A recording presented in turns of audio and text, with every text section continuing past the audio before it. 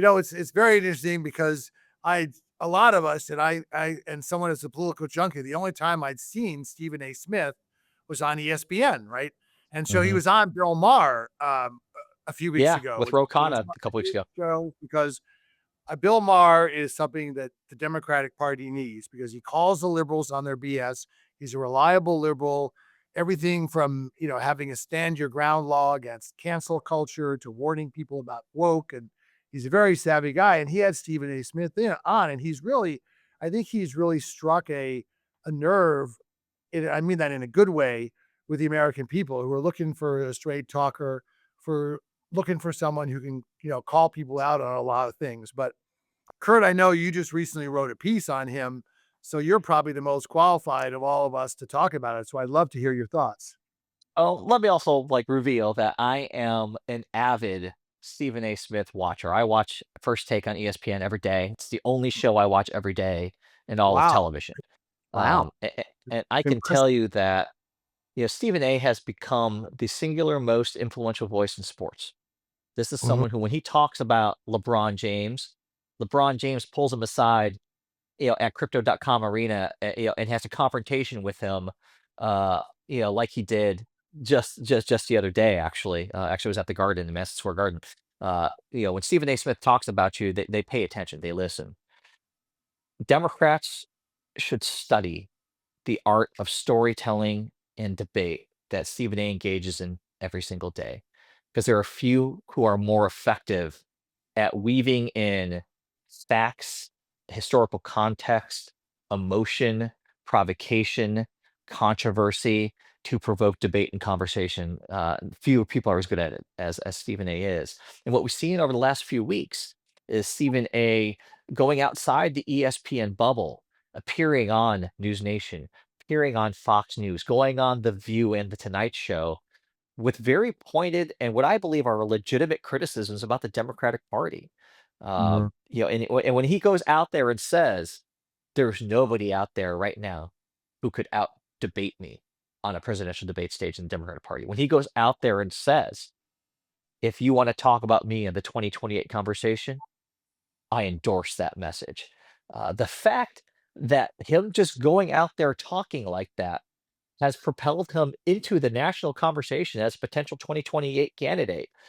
It is both, it is an indictment at how just leaderless the Democratic Party is, but also it illustrates how effective of a communicator and orator, that Stephen A is. And so I think that Democrats would be really wise not to look past him, dismiss him, make fun of him, ignore him.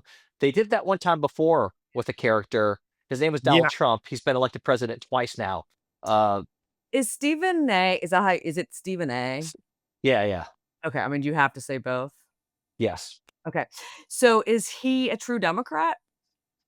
I think that he is a Democrat. I don't think that he's a progressive Democrat. I think he's a Philadelphia Democrat in a lot of ways. That's where Yeah, he came up doing sports reporting. Wrote for the Philly Inquirer for years. yeah. Yeah, I and think that people would get behind him too, Kurt. Both sides of the aisle. Yeah.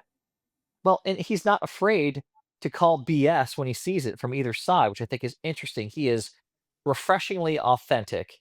And I think Democrats have this problem right now where, Donald Trump is out there thumping his chest, bravado and grandiose statements and charisma. And how do Democrats respond? What's their counter? We're going to hold up these signs. We're going to wear pink shirts. Uh, Whiteboard. l- Yeah. what are you doing? And Dave, I know, we were talking about this earlier. Of there's got to be, there's got to be more than just that, or you're just going to get steamrolled. Well, and I would challenge Democrats. When is the last time that a major candidate for national office had a Sister Souljah moment? Did Joe Biden ever really call out anything against his own party? If somebody knows of an instance, tell me because I can't think of one. And that's the problem. And because the Democratic base is not to be feared, they're not as well organized as the MAGA base. I think that Republican politicians, even though they're wimpy for doing so, at least can argue they have a right to be terrified of their own voters. I don't think the Democrats can make that argument with as much of a The conviction. MAGA movement is not sustainable without Trump. I think Right. I truly believe that Trump is the MAGA movement. I think he brings it out. If you have another candidate in the MAGA world, it's just not gonna ever be the same. The one thing about Stephen A. is that you have the 18 to 24-year-old, at least boys, Yeah. Yep. black, white, Absolutely. brown, Yep. that will come out and vote. Yeah. Yeah. I think what's interesting too is, Ashley, you know this from all your years working in politics. Politicians hate criticism. I don't care what they say, but like they will go to extraordinary lengths to avoid being criticized.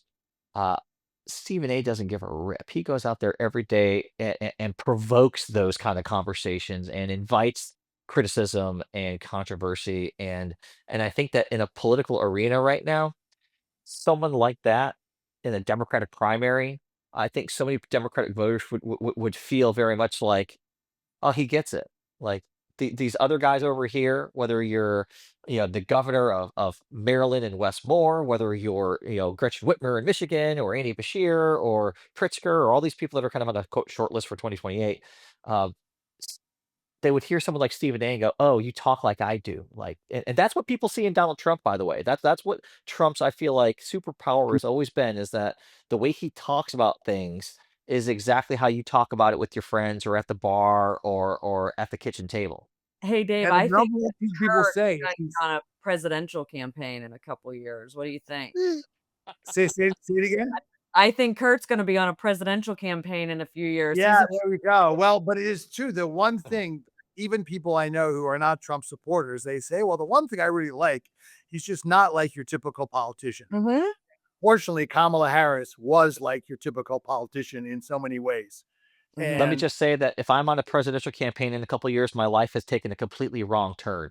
Uh, well, never say never, Kurt. I mean, so the opportunity might present itself. I'm gonna say never. I never want to live that life working on a presidential campaign. There's only one person that I would ever do that for, and his name is Dwayne the Rock Johnson.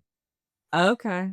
Yeah, well, we'll see Yeah. what happens. I think that I wouldn't count on him running, but you know what? After Trump was elected, I wouldn't put I'm gonna anything tell you past. something.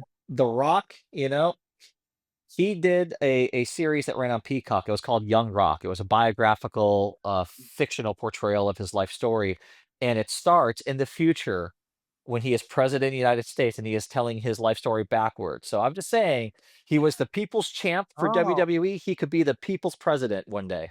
I will have to watch that. Well, I'm glad that he's modestly setting up the story that way. I think that's very very very That's the inspiring. long game right there, Dave. Come on. Right, that's right. The Rock, baby. Well, on that note, I think we will have to wrap it up, but it's so great to have all of you back on Practically Political, and it's so wonderful to have our new co-host here, and I'm looking forward to some scintillating conversation as we move forward. But for now, we'll have to sign on. So thanks to all of you for joining us. I'm Dave Spencer. We'll see you soon.